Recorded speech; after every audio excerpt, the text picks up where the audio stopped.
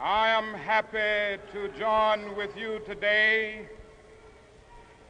in what will go down in history as the greatest demonstration for freedom in the history of our nation.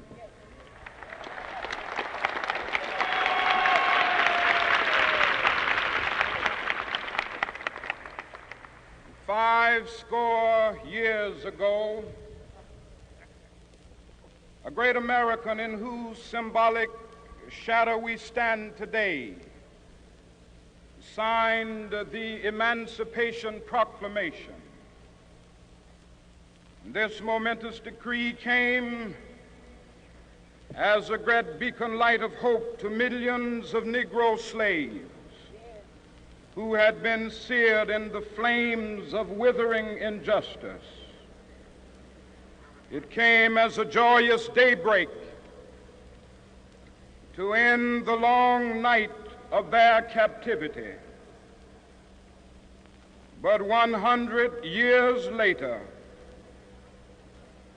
the Negro still is not free.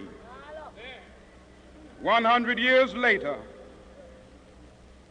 the life of the Negro is still sadly crippled by the manacles of segregation and the chains of discrimination. 100 years later, the Negro lives on a lonely island of poverty in the midst of a vast ocean of material prosperity. 100 years later, the Negro is still languished in the corners of American society and finds himself in exile in his own land. And so we've come here today to dramatize a shameful condition. In a sense, we've come to our nation's capital to cash a check.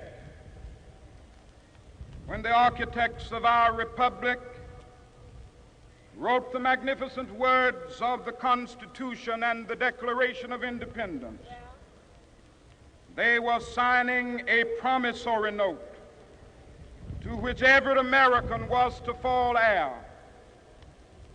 This note was a promise that all men, yes, black men as well as white men, would be guaranteed the unalienable rights of life, liberty, and the pursuit of happiness. It is obvious today that America has defaulted on this promissory note insofar as her citizens of color are concerned. Instead of honoring this sacred obligation, America has given the Negro people a bad check, a check